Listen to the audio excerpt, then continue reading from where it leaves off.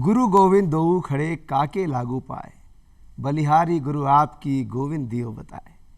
हमेशा से वैदिक सभ्यता से भी हम आज तक देखें तो गुरु शिष्य परंपरा हमेशा चली आई है और शिक्षक का महत्व हर एक स्टूडेंट के दिल में ऐसा होता है कि जब भी अपने किसी टीचर की याद आती है या बात होती है तो बस याद आती है, अरे वो मेरे अध्यापक आज भी याद आते हैं, क्योंकि वो रास्ता दिखाते हैं और कहते हैं ना कि जो अज्ञानता का जो अंधेरा है उसे एक छोटा सा दीपक दूर कर देता है। तो शिक्षा बहुत ज़रूरी है और इसीलिए आज खास सुप्रभात धरती धौरारी। नमस्कार, मैं तरुण व्यास आप सभी को कहता हूँ पूरे दूरदर्शन राजस्थान की तरफ से शिक्षक दिवस की बहुत बहुत शुभकामनाएं आप सभी को, शिक्षकों को भी और स्टूडेंट्स को भी। और आज जिन शख्सियत से मुलाकात करवाएं आपकी, उनको देखकर ऐसा लगता है कि शिक्षा और वो खुद पर्याय हैं एक दूसरे के। जी, आप इतने जाने माने शिक्षाविद रहे कि आज भी सब लोग यूँ कहते हैं कि हो तो हमारे सर हो तो डॉक्टर दुर्गा प्रसाद अग्रवाल जैसे हों, क्योंकि जब वो पढ़ाते थे तो पढ़ाते पढ़ाते आगे बढ़ते गए तो बहुत से स्टूडेंट्स जुड़ते गए, और जब वो कॉलेज शिक्षा विभाग में संयुक्त निदेशक पद पर रहे तो बहुत अच्छा काम किया, फिर वहाँ से सेवानिवृत्त हुए, लेकिन उसके बाद भी शिक्षा और ये कभी एक दूसरे से अलग नहीं हुए। साहित्यकार हैं जाने माने, बहुत सी किताबें लिखी हैं, बहुत से वृतांत लिखे हैं, और साथ ही साथ अगर हम शिक्षकों की बात करें तो सबसे पहले कंप्यूटर की शिक्षा भी आप ही ने ली, और यूँ कहें कि आज भी दुनिया में डिजिटल युग आया उससे पहले वो खुद ही डिजिटल हो गए, ऐसे शिक्षक हैं। और आज हम इनसे बात करेंगे। डॉक्टर दुर्गा प्रसाद अग्रवाल जी, बहुत बहुत धन्यवाद, नमस्कार, आप यहाँ पधारे और आपको बहुत बहुत शुभकामनाएं शिक्षक दिवस की। बहुत बहुत धन्यवाद तरुण जी। मैं आपका और डीडी राजस्थान का आभारी हूँ कि उसने अपने इतने लोकप्रिय कार्यक्रम धरती धोरारी में आज के इस खास दिन मुझे अपना मेहमान बनाया है। जी सर, असल में आज शिक्षक दिवस है और क्योंकि मेरा पूरा जीवन शिक्षा से जुड़ा रहा है, इसलिए मेरे लिए तो इस दिन का बहुत महत्व है। तो सर, जैसे हम अब आज भी देखते हैं जिस दिन ये दिवस आता है तो बच्चे स्कूल में खुद टीचर बन जाते हैं एक दूसरी क्लास में जाकर, तो क्या शिक्षक दिवस की महत्वता है, कैसे आज भी वो एक बच्चा जुड़ जाता है और वो खुद टीचर बनने की सोचता है?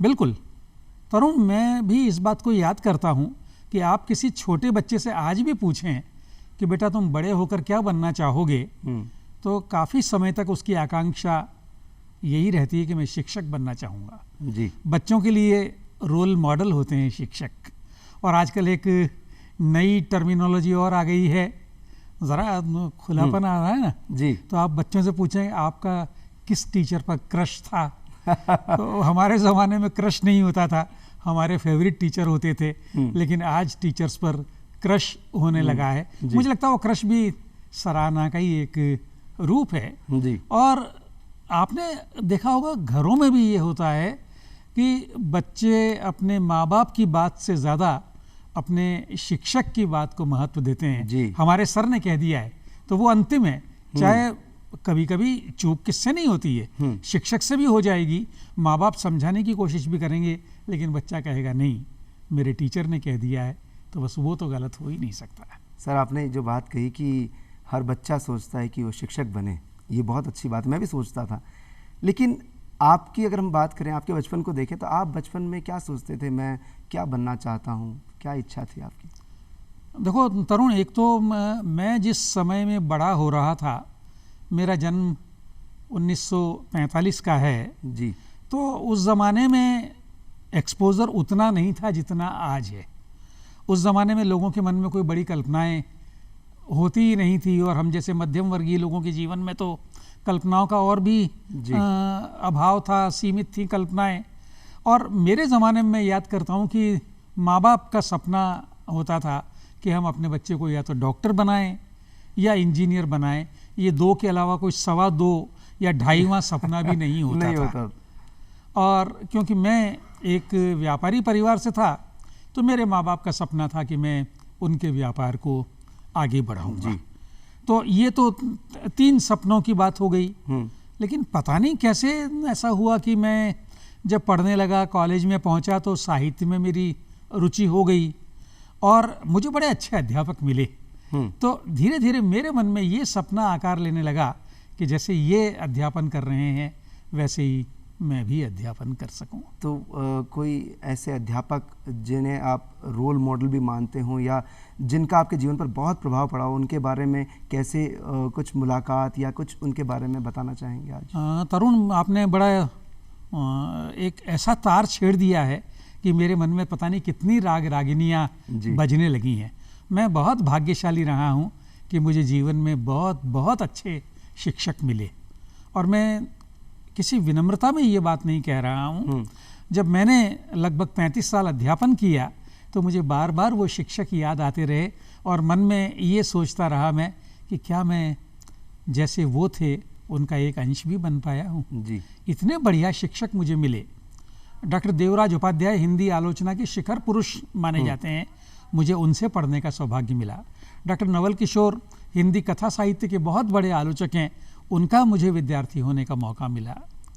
डॉक्टर प्रकाश आतुर राजस्थान की साहित्य की दुनिया में बहुत जाना पहचाना नाम है।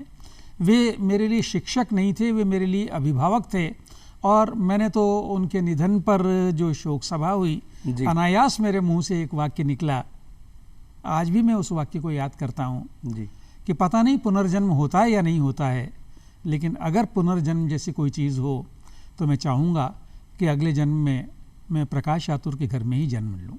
क्या बात। तो ऐसे शिक्षक जिन्होंने आपके जीवन को ढाला, आकार दिया, और मैं आज भी ये मानता हूँ कि अगर आज जीवन में मैं थोड़ा बहुत कुछ कर पाया हूँ तो अपने उन्हीं शिक्षकों के कारण कर पाया हूँ। सर, ये गुरु शिष्य परंपरा हमेशा से चली आती रही, और भगवान श्री कृष्ण भी पढ़ने गए संदीपनी आश्रम में जी, और सभी ने पढ़ाई की, भगवान राम भी गए।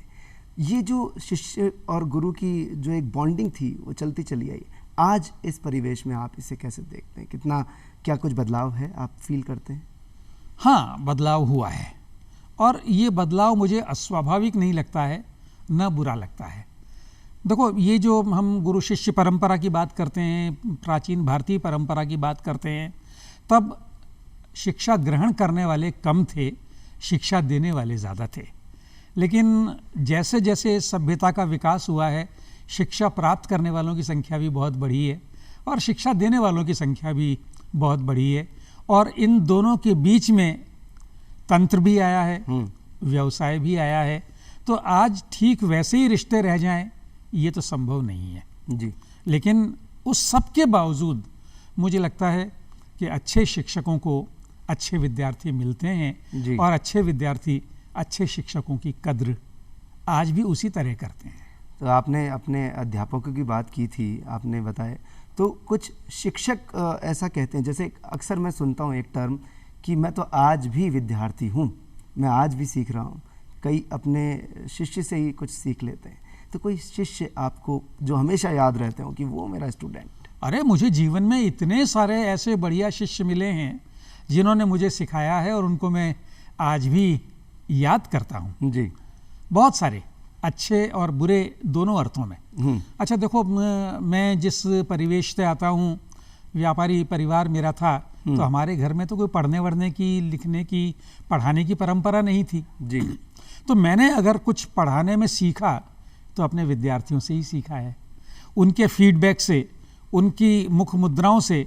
मैं जो पढ़ा रहा हूँ उसको वो कितना एंजॉय कर रहे हैं, कितना ग्रहण कर रहे हैं, तो मैंने उनसे सीखा है। अगर मेरे पढ़ाए हुए को मेरे विद्यार्थियों ने नापसंद किया तो मैंने उसमें बदलाव किया। तो एक तो अगर मैं आज ये मानता हूँ कि मैं ठीक ठाक शिक्षक रहा हूँ, तो इसमें सबसे बड़ा रोल मेरे विद्यार्थियों का है जी। दूसरी बात, जीवन में ऐसे बहुत सारे शिक्षक मिले। मैं एक अध्यापक के रूप में मैंने अपने विद्यार्थियों को हमेशा खुलकर अपनी बात कहने का मौका दिया और उनको प्रोत्साहित किया। मैंने कभी ये नहीं चाहा कि मैंने वो कह दिया अंतिम है, आप न बोलें। मैंने उनको प्रोत्साहित किया और चाहा कि अगर मुझ में कुछ कमी आपको लग रही है तो वो भी आप खुलकर कहें। और बहुत सारे विद्यार्थियों ने, मुझे एक छोटा सा प्रसंग याद आता है, ये मेरे अध्यापन काल के शुरू की बात है जी। आप भी जानते हैं, आपसे थोड़े कुछ वर्षों का मेरा संपर्क है कि मैं थोड़ा सॉफ्ट स्पोकन हूँ, थोड़ा विनम्र हूँ, कर्कशता मेरे स्वभाव में नहीं है। तो एक मेरी कक्षा चल रही थी, उसमें किसी विद्यार्थी ने कोई अनुशासनहीनता की और मैंने उससे कहा, मैंने कहा प्लीज़ आप क्लास से बाहर चले जाइए जी। स्वाभाविक है उसको नहीं जाना था, नहीं गया। मैं क्लास से बाहर निकला, वो तो खैर उस मामले का पटाक्षेप जैसे भी हुआ जी। एक विद्यार्थी मेरे पास आया और उसने कहा सर ऐसे नहीं चलेगा, आप ये ऐसे प्लीज प्लीज करोगे तो कोई नहीं सुनने वाला है, आपको उसे जोर से डांटना चाहिए, यू गेट आउट। अब देखिए कितने वर्ष पुरानी बात है, मुझे आज याद आ रही है कि उसने मुझे सिखाया कि कभी आपको कठोर भी होना चाहिए जी। ऐसे बहुत सारे प्रसंग याद आ जाएंगे। अच्छा, जो ये एक बच्चा होता है जब पढ़ रहा होता है, हम सभी लोग स्कूल गए हैं, पढ़े हैं, और एक स्कूल की याद हमेशा रहती है। कुछ स्कूल से जुड़ी कोई ऐसी यादें जो आपको आज भी याद आती हैं कि वो मेरा स्कूल, वो मेरा पल, या मैं पहली बार उस सांस्कृतिक कार्यक्रम में मंच पर चढ़ा था, या कविता पढ़ी, या वाद विवाद प्रतियोगिता में भाग लिया, कुछ याद आता है? तरुण, बहुत सारी यादें हैं। अब देखो मैं उम्र के जिस मुकाम पर आ गया हूँ तो पुरानी यादें आपको बहुत तंग करती हैं। जी। मेरा उदयपुर में एक स्कूल था, कंवरपदा हायर सेकेंडरी स्कूल। वो कंवरपदा असल में वहाँ के राजा महाराजाओं के बच्चों के लिए, कंवर आप जानते हैं बच्चे हैं, उनके लिए बनाया गया स्कूल था। बाद में वो सरकारी स्कूल हो गया। वहाँ से मैंने हायर सेकेंडरी किया। कुछ ये संयोग रहा कि वर्षों तक मेरा वहाँ जाना नहीं हुआ। अभी 4-5 साल पहले मैं उदयपुर गया तो मेरी बड़ी इच्छा हुई कि मैं अपने उस स्कूल को देखूं और उस कमरे को देखूं जहाँ से मैंने हायर सेकेंडरी परीक्षा पास की है। नॉस्टैल्जिया जी। मैं गया, पता लगा आज किसी कारण से स्कूल में छुट्टी है। लेकिन एक कोई चपरासी नुमा व्यक्ति था, मैंने उससे बड़ी विनम्रता से अनुरोध किया कि भैया मेरे को तू ज़रा अंदर ले चल जी। उसको भी लगा ठीक ठाक सा आदमी है, कोई ये तोड़ फोड़ तो करेगा नहीं। वो मुझे लेकर गया। मैं उस कमरे तक पहुंचा। अब मैं कैसे बताऊं तरुण, वहाँ जाकर मैं एक कुर्सी टेबल थी, वहाँ जाकर बैठा और इतनी ज़ोर से मेरी रुलाई फूटी। और वो चपरासी मुझे देख रहा है कि इस आदमी को क्या हो गया, इस बूढ़े आदमी को ये ऐसे क्यों रोए जा रहा है। और मेरी आंखों से आंसू बिल्कुल जैसे बह रहे हैं, अविरल बह रहे हैं। वो सारी चीज़ें मुझे याद आ गईं, कैसे कौन से अध्यापक थे, क्या पढ़ाते थे, क्या हमारे संघर्ष थे, कैसे इस टेबल पर हम शाही की दवात रखते थे। उस ज़माने में पेन वेन और बॉल पेन तो बहुत बात की चीज़ है। पेन भी हम लोगों को मैसर नहीं थे। वो निब वाली कलम होती थी जिसको डुबो डुबो कर लिखा जाता था। एक फिर ब्लॉटिंग पेपर होता था। वो सारी चीज़ें मुझे याद आई। हम लोग तो, आज के बच्चे तो बड़े वैभव के ज़माने में जी रहे हैं। हम लोगों का वो जो अभाव वाला काल था। तो ऐसी बहुत सारी यादें। सर, जो ये अभाव वाला काल, फिर प्रभाव वाला काल आया, आप संयुक्त निदेशक पद पर भी रहे, आपने बहुत सारा यूँ कहें कि काम किया शिक्षा के लिए, एक अलग जगह इस सब में। हम जानना चाहते हैं कि जब ये कंप्यूटर का दौर भी आया तो यहाँ ये बात समझ में आती है कि सबसे पहले कंप्यूटर सीखने वाले और उस पर अच्छा काम करने वाले, यानी तक कि एडिटिंग तक आपने करना सीख लिया। तो ये एक ललक होती है सीखने की, कैसे आपने उसको, क्योंकि काफ़ी लोग नहीं मुझसे ये नहीं होगा सोचते हैं। हाँ, ये तरुण कुछ मेरे स्वभाव में अब क्यों है मैं भी इसका विश्लेषण नहीं कर सकता, लेकिन नई चीज़ें सीखने का और ख़ुद करने का उत्साह मुझ में हमेशा से रहा है। मैं एक छोटा सा प्रसंग आपको दूसरी बात कहूँ। मैं गवर्नमेंट कॉलेज जालौर में प्रिंसिपल था जी।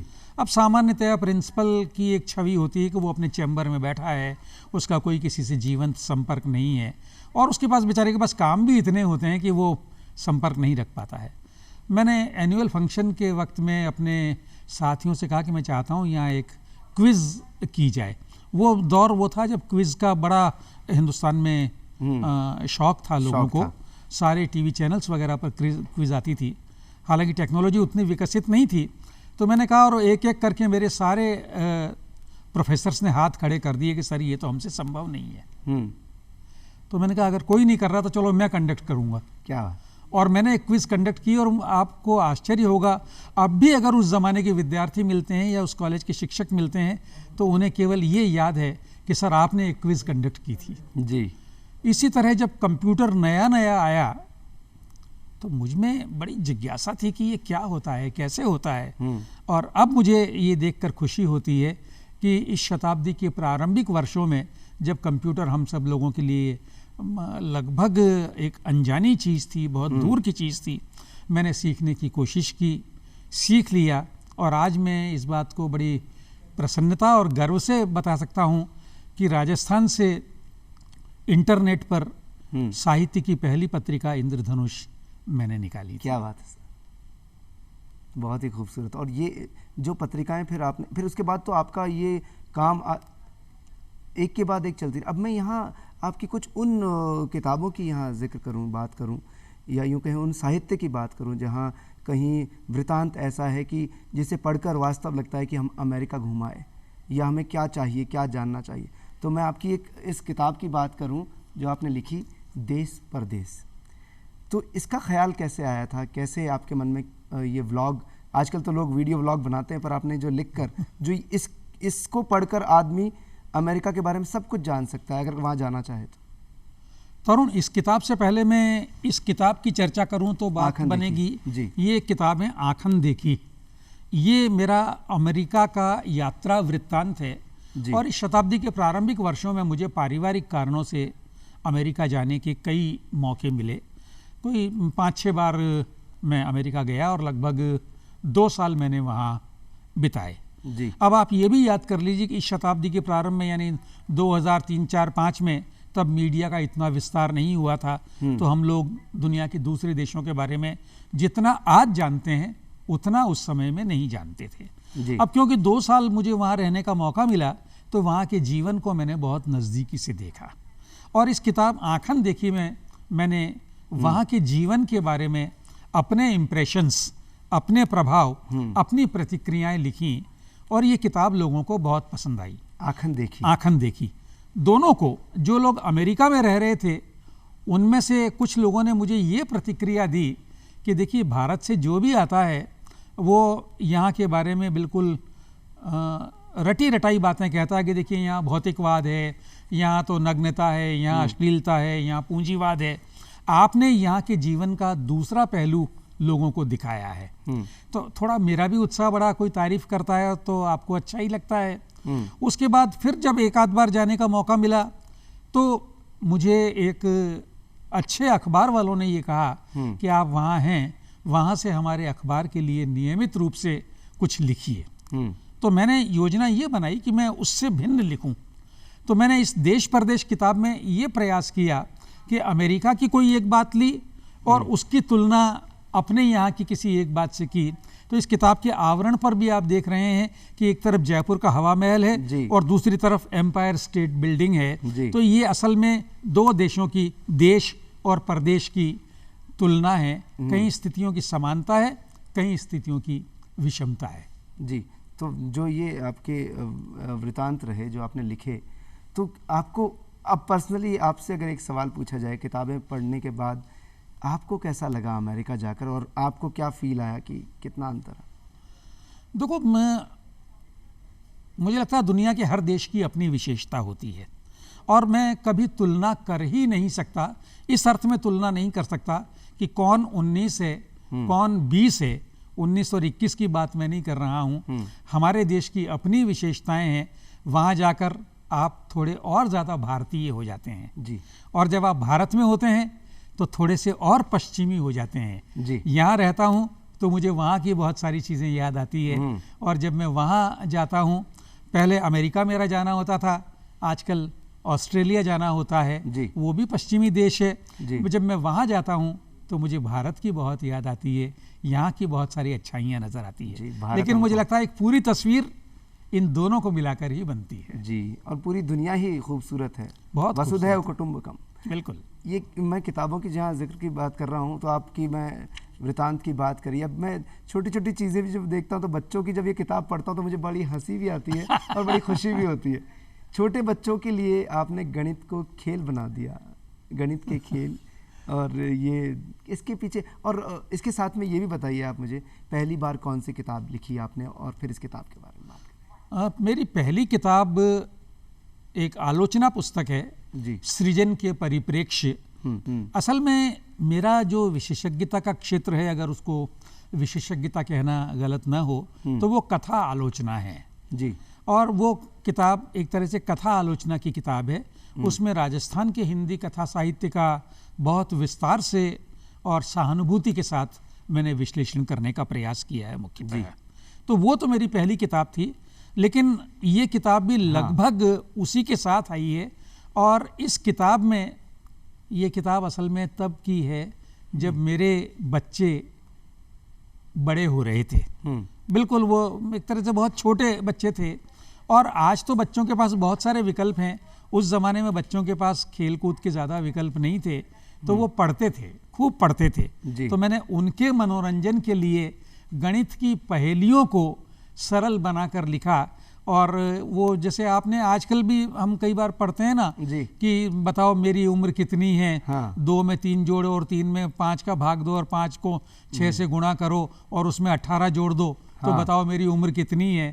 तो अब ये सारी जो कवायद होती है उससे आप गणित की छोटी छोटी क्रियाएं करने लगते हैं। तो इस किताब में ऐसे बहुत सारी चीज़ें हैं, और ये अधिकांश चीज़ें उस ज़माने की बहुत लोकप्रिय साप्ताहिक पत्रिकाओं में प्रकाशित हुई, और बाद में मुझे लगा कि इनको मेरे बच्चों के लिए उपहार के रूप में एक किताब के रूप में आ जाना चाहिए। वाह, तो ये किताबें और किताबों में एक सब कुछ समाया है। लोग पढ़कर बहुत कुछ सीखते हैं, बहुत जानते हैं। लेकिन जब आज के दौर में हम सुनने की विधा भी आ गई कि लोग कहानियाँ सुनना पसंद करते हैं। पहले दादी नानी कहानी सुनाती थी तो नींद बड़ी अच्छी आती थी बच्चों को, और वो याद आती। अब वही दौर लौट कर आ रहा है। हाँ, कुछ ऑडियो बुक्स आ गई हैं, लेकिन कुछ किताबें, जब ये कहते हैं किताब बहुत अच्छा दोस्त होता है, उसे पढ़ना पसंद होता है, अच्छा लगता है जो भी पढ़ता है।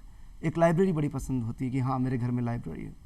जहाँ आपकी किताबें आ जाती है वहाँ लोग कहते हैं कि ये कहानियाँ मुझे बड़ी पसंद है, क्योंकि यहाँ संकलन है। यहाँ पर जयशंकर प्रसाद भी हैं, अज्ञेय भी हैं। तो उन किताबों की बात करें, जैसे भंगिमाएँ हैं, और उसके बाद कुछ कथा संचय वगैरह।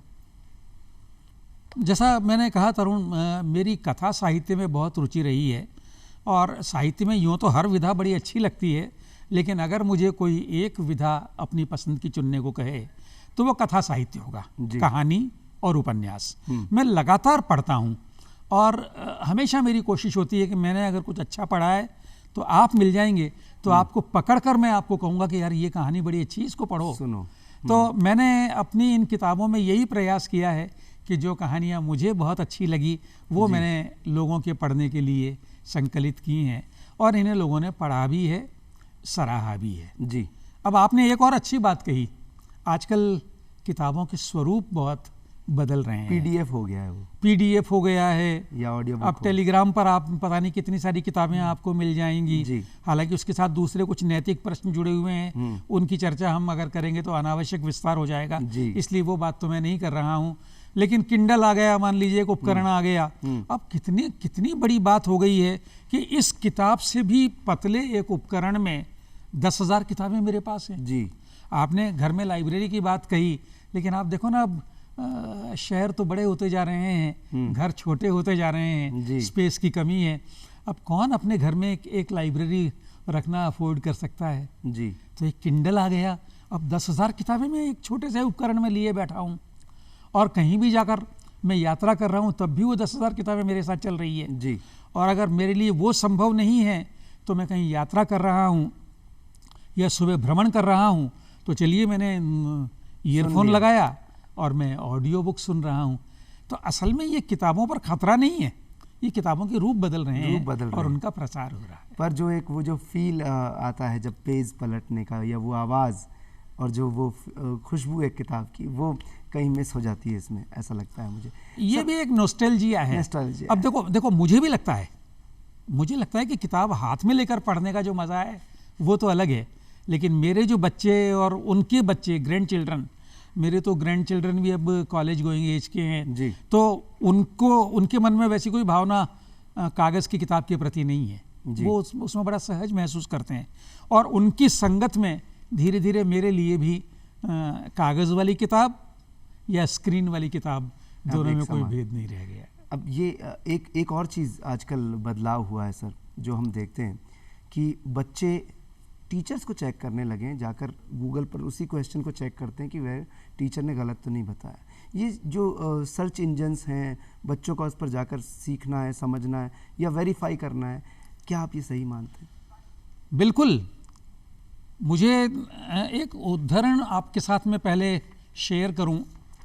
हिंदी के एक बहुत बड़े लेखक हुए हैं आचार्य हजारी प्रसाद द्विवेदी जी, और उनका एक उपन्यास है वो क्लासिक उपन्यास है। मैं अपने दर्शकों से भी कहूँगा कि अगर आपने वो उपन्यास नहीं पढ़ा है तो ज़रूर पढ़िए। उपन्यास का नाम है बाण भट्ट की आत्मकथा। जी। हजारी प्रसाद जी उस उपन्यास में एक बात कहते हैं, वो बिल्कुल ऐसी चीज़ें इसको आपको खुदवा कर अपने घर में लगा लेनी चाहिए जी। वो उसमें कहते हैं, सत्य के लिए किसी से न डरना, गुरु से भी नहीं, मंत्र से भी नहीं, लोक से भी नहीं, वेद से भी नहीं। तो अब इस कथन के आलोक में ज़रा आपकी बात पर विचार करें कि अगर आज का विद्यार्थी अपने गुरु को, उसकी प्रामाणिकता को चेक कर रहा है जी। तो क्या हर्ज है। मेरे साथ तो जीवन में बहुत बार हुआ है कि कभी किसी विद्यार्थी ने कक्षा में कुछ पूछ लिया है तो मैंने कहा है कि आज इसका उत्तर मुझे नहीं आता है, लेकिन मैं कल देख कर आकर आपको बता दूंगा। जी। और आखिर आप मनुष्य हैं, कोई यंत्र नहीं है, यंत्र भी गलती करता है। अगर किसी ने मुझसे कुछ पूछा तो हो सकता है मेरा उत्तर गलत हो। अगर आप यही पूछ लें कि इस किताब का लेखक कौन है और मुझे याद ना आए, या आप ये मुझसे पूछें कि गोदान का लेखक कौन है जी, और मेरे मुंह से प्रेमचंद की बजाय अज्ञेय निकल जाए जी, तो मेरी गलती तो गलती है, उसको स्वीकार करने में कहाँ दिक्कत होनी चाहिए। जी। तो यहाँ ये जो हम बात कर रहे हैं गलती को स्वीकार करना, लेकिन आजकल बच्चे बहुत ज़्यादा तनाव भी ले लेते हैं पढ़ने का। सोचते हैं कि अरे मैं तो आजकल वो एक दौड़ लग गई 100%, 90%, 95, पहले 60% में भी लोग, हाँ, गुड सेकंड डिवीज़न में भी लोगों को फील आता। तो बच्चों में इस तनाव को कैसे कम किया जाए, क्या आप मानते हैं? आपने बड़ा अच्छा सवाल किया है तरुण। देखिए, मैं जब पढ़ रहा था तो मेरे गुरुजन में से शायद ही कोई फर्स्ट क्लास हो जी। सारे सेकंड डिवीज़न वाले थे जो जिनके मैंने नाम लिए, बड़े बड़े गुरुजन। मैंने जब एमए किया तो मेरे 67% अंक आए थे और वो उस ज़माने में शायद उस साल तो राजस्थान के तीनों विश्वविद्यालयों में वो सबसे ज़्यादा थे। वाह। अब हमारे जो ग्रैंड चिल्ड्रन स्कूल से आते हैं और वो कहते हैं कि दादा 98 आया है, 98 आया है, तो हमको बहुत खुशी नहीं आती है जी। लगता है कि 100 क्यों नहीं आए। तो एक प्रतिस्पर्धा बढ़ रही है, बच्चों की दक्षता, उनकी योग्यता बढ़ रही है, उनकी मेहनत बढ़ रही है, ये अच्छी बात है। लेकिन आपने तनाव की बात कही जी। बहुत लेते हैं बच्चे आजकल। बच्चे इसलिए लेते हैं कि आज उनके सामने प्रतिस्पर्धा कड़ी हो गई है। देखो, हमारे ज़माने में इतना कंपटीशन नहीं था, हमसे पहले वालों के ज़माने में तो वो भी नहीं था। लोग आज भी ये कहने वाले मिल जाएंगे कि जब मैंने एमए किया तो सरकार की तरफ से मेरे पास निमंत्रण आया कि आइए नौकरी कर लीजिए। जी। एक वो ज़माना था 50-60 साल पहले जब सरकार आपको नौकरी के लिए आमंत्रित करती थी, और आज अगर आपको कहीं एडमिशन लेना है तो उसके लिए भी आपको अलग से कंपटीशन में जूझना पड़ रहा है। नौकरी तो बहुत बात की बात है। तो ये जो प्रतिस्पर्धा बढ़ रही है तो उसके तनाव भी बढ़ रहे हैं। लेकिन अगर माँ बाप विवेकशील हों और अध्यापक भी सहानुभूतिशील हों तो उस तनाव को कम भी किया जा सकता है। आप मेहनत बहुत कीजिए लेकिन तनाव मत पालिए। सर, आप हिंदी के शोध करता रहे, शोधार्थी रहे, आप पीएचडी की है हिंदी में आपने। हिंदी भाषा अपने आप में बहुत ही बड़ी भाषा है और भारत में बोली जाने वाली हमारी मातृभाषा है। अब हम हिंदी की बात करते हैं तो आजकल जैसे डिजिटल युग आया तो हमारे लेखन में, जैसे अंगूठा जो टाइप कर रहा है या हम जो लिखते थे लेखनी में, तो उसमें अंतर आ गया है, बहुत शॉर्ट में होना। तो ये कहीं भाषा का स्वरूप आप जैसे अपभ्रंश कहते हैं हम, या कोई और टर्म इसको दे सकते हैं, इसको आप सही मानते हैं? तरुण, आपने ये जो सवाल मुझसे कर लिया है जी, आपने एक मुसीबत मोल ले ली है। मुसीबत इसलिए मोल ले ली है कि मैं भाषा का विद्यार्थी रहा हूँ और भाषा मैंने बहुत गहराई में जाकर उसके विकास को पढ़ा समझा है। जी। देखो, भाषा कभी जड़ नहीं रहती है, एक जगह ठहरी नहीं रहती है, उसमें बदलाव होते हैं। बहुत छोटी सी बात यही देख लें, हर सामान्य आदमी जानता है कि संस्कृत हिंदी की माँ है। जी। ये हम सब लोग सुनते ही नहीं, जानते भी हैं। जानते भी। अब पहले कभी एक वैदिक नाम की भाषा थी, वो सरल हुई तो संस्कृत बन गई, फिर पाली, प्राकृत, अपभ्रंश, ये सब बनते बनते हिंदी बन गई। और हिंदी भी, अगर आप थोड़े बहुत भी पाठक हों हिंदी के, तो आप अयोध्या सिंह उपाध्याय हरिऔध की कविताएं पढ़ें, जी, मैथिली शरण गुप्त की कविताएं पढ़ें, जयशंकर प्रसाद की कविताएं पढ़ें, अज्ञे की कविताएं पढ़ें और आज अरुण कमल की कविताएं पढ़ें, आप इनमें भाषा का बदलता हुआ रूप बराबर देखेंगे। अगर आप फिल्मों को याद कर लें, वो जो अशोक कुमार वगैरह वाली जो फिल्में हैं शुरू वाली, उनमें हीरो हीरोइन किस तरह से बात करते थे और आज किस तरह से बात करते हैं, तो देखो भाषा तो हमेशा बदलती है जी, आप उसको रोक भी नहीं सकते और रोकना भी नहीं चाहिए। दूसरा, भाषा के हमेशा दो रूप होते हैं जी। एक उसका औपचारिक रूप होता है, एक अनौपचारिक रूप होता है। जब आप क्लास में जाकर पढ़ाते हैं तो आप एक अलग भाषा बोलते हैं, और जब आप अपने दोस्तों के साथ किसी रेस्टोरेंट में बैठे हुए हैं तो आपकी भाषा अलग होती है जी। तो इसी तरह अगर कोई अपने मोबाइल पर दो अंगूठों से या उंगली से कुछ टाइप कर रहा है और वो सी और यू लिख रहा है SEEYOU की बजाय, तो वो भाषा का एक प्रचलित और काम चलाऊ रूप है। लेकिन अगर वो कोई पत्र लिखेगा, कोई आवेदन लिखेगा, तो वो फिर ऐसे नहीं लिखेगा। तो इसलिए ये जो शॉर्टकट्स हैं ये जीवन में सब जगह होते हैं, भाषा में भी है। सर बहुत अच्छी बात की आपने, शॉर्टकट्स होते हैं जीवन में। आजकल एक शॉर्टकट और आया है जो कि पूरी दुनिया को जिसने हिला दिया है।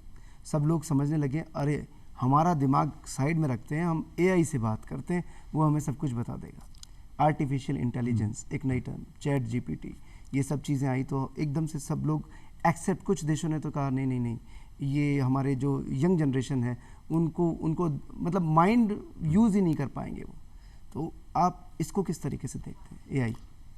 देखो, जब भी कोई नई चीज़ आती है ना, मनुष्य का एक स्वभाव होता है रेजिस्टेंस का, प्रतिरोध का, उसके प्रति संशय का। असल में तरुण, जब पहली बार ये मुद्रित किताबें आने लगी ना जी, तो बड़ा विरोध हुआ था। आप, मुझे पता नहीं आपको जानकारी है या नहीं जी। पहले तो वो लोग केवल याद से ही काम चलता था। इसके बाद जो आपने औरंगजेब वगैरह इन बादशाहों के किस्से सुने होंगे कि वो कातिब रखते थे और किताब लिखवाते थे और बड़ी सीमित प्रतियां उसकी होती थी, कॉपीज होती थी। जब किताबों का मास प्रोडक्शन होने लगा तो बड़ा विरोध हुआ। शास्त्रीय संगीत और संगीत की दुनिया में बहुत सारे उस्ताद लोग अपने गानों को रिकॉर्ड करवाने से मना करते थे कि मेरा गाना रिकॉर्ड मत करो, कोई गहरा गहरा सुन लेगा जी। लेकिन आज संगीत सबके लिए सुलभ हो गया, आज किताबें सबके लिए सुलभ हो गई। उसी तरह से ये जो नई टेक्नोलॉजी आई है, जब कंप्यूटर आया था तो हम बड़े दुखी होते थे कि इससे तो लोग बेरोजगार हो जाएंगे। हुए क्या बेरोजगार? रोजगार के स्वरूप बदल गए। तो इसी तरह आर्टिफिशियल इंटेलिजेंस से अगर आज हम ये सोचते हैं कि मनुष्य की बुद्धि की ज़रूरत ही नहीं रहेगी, तो मुझे लगता नहीं, ऐसा नहीं है। वो बुद्धि कोई और काम करने लगेगी जी। असल में होता ये कि आपके काम का स्वरूप बदल जाता है। अब कल जो आदमी सड़क के किनारे बैठकर जूता रिपेयर करता था या साइकिल में पंचर लगाता था, अब क्योंकि वो ट्यूबलेस टायर आने लग गए तो पंचर लगाने वाला वो काम छोड़कर कोई दूसरा काम करने लगा है। मेरी दादी नानी घर में सिलबट्टे पर चटनी पीसती थी, आज मेरे घर में मिक्सी आ गई तो मेरी पत्नी वो जो सिलबट्टे पर चटनी पीसने में लगने वाला काम और श्रम था उसका कोई दूसरा उपयोग करने लग गई। जी, कुल मिलाकर बात यह है कि विकास होता गया, विकास होता गया और आप उसको रोक भी नहीं सकते। हम उदयपुर के उस स्कूल से लेकर आपके जीवन में आज AI तक के पूरे इस यूँ कहीं यात्रा को देखें तो बहुत कुछ है सीखने को, बहुत कुछ है बताने को। और आज शिक्षक दिवस है, आप सभी से क्या एक बात कहना चाहेंगे या संदेश कहें या उसे एक कहें प्रेरणा क्या देना चाहेंगे आप? तरुण, मैं अभी इतना बड़ा तो नहीं हुआ हूँ कि संदेश दूँ या प्रेरणा दूँ, ये तो काम बड़े लोगों के लिए छोड़ देना चाहिए। लेकिन मैं क्योंकि साहित्य का विद्यार्थी रहा हूँ तो मैं ये देखता हूँ कि हमारे अग्रजों ने, हमारे पूर्वजों ने क्या कहा है जी। और जब आपने ये सवाल किया है तो मुझे मराठी के एक बड़े कवि हुए हैं कुसुमाग्रज जी, उनकी एक छोटी सी कविता आप सबके साथ साझा करने का मन हो आया है। कुसुमाग्रज की इस मराठी कविता का अनुवाद गुलजार साहब ने किया है। तो ये 2-2.5 मिनट की कविता है, पहले आप ये सुन लें और फिर अगर आपका ध्यान न गया हो तो मैं ये बताऊं कि इसके माध्यम से मैं क्या संदेश देना चाह रहा हूं। कविता का शीर्षक है रीढ़। रीढ़ की हड्डी होती है ना, रीढ़। जी। सर मुझे पहचाना क्या? सर मुझे पहचाना क्या? बारिश में कोई आ गया, कपड़े थे मुचड़े हुए और बाल सब भीगे हुए। पल को बैठा, फिर हंसा और बोला ऊपर देखकर, गंगा मैया आई थी मेहमान होकर, कुटिया में रहकर गई। मायके आई हुई लड़की की मानिंद चारों दीवारों पर नाची, खाली हाथ अब जाती कैसे? खैर से पत्नी बची है, दीवार चूरा हो गई, चूल्हा बुझा, जो था नहीं था सब गया। अब ये वर्णन ये कि जैसे बाढ़ आ गई है और घर का सब कुछ चला गया है, केवल पत्नी बची। प्रसाद में, गंगा मैया के लिए कह रहा है वो, प्रसाद में पलकों के नीचे 4 कतरे रख गई है पानी के। क्या बढ़िया वाक्य है, आप देखिए। प्रसाद में पलकों के नीचे 4 कतरे रख गई है पानी के। मेरी औरत और मैं सर लड़ रहे हैं, मिट्टी कीचड़ फेंक कर दीवार उठाकर आ रहा हूं। अब ये जो कवि है उसके घर कोई आया है और उसने ये सारी बात कही है जी। आगे अब कवि, जेब की जानिब गया था हाथ, कवि ने जेब में हाथ डाला, ये सोचकर किसकी मदद करें जी। जेब की जानिब गया था हाथ कि हंसकर उठा वो, ना ना ना पैसे नहीं सर, यूं ही अकेला लग रहा था। घर तो टूटा, रीढ़ की हड्डी नहीं टूटी मेरी, हाथ रखिए पीठ पर और इतना कहिए कि लड़ो बस। क्या बात। तो मुझे लगता है एक शिक्षक को यही करना चाहिए कि अपने विद्यार्थी की पीठ पर हाथ रखे और कहे कि लड़ो जी। बस। और यही मेरा आपका संदेश है। हाथ विद्यार्थियों की पीठ पर यूं ही रहे। हमें बहुत अच्छा लगा आज आपसे बात करके। एक बार फिर से शिक्षक दिवस की बहुत बहुत शुभकामनाएं और नमस्कार। बहुत बहुत धन्यवाद तरुण, आपसे बात करके मुझे बहुत आनंद आया। मैं यादों की पुरानी गलियों में विचरण कर सका। मैं डीडी राजस्थान का बहुत आभारी हूँ कि मुझे उसने अपने इस बहुत लोकप्रिय कार्यक्रम धरती धोरारी का मेहमान होने का सौभाग्य प्रदान किया। तो देखते रहिए डीडी राजस्थान। और अब आज्ञा दीजिए तरुण व्यास को। अगली बार फिर से मुलाकात होगी। नमस्कार।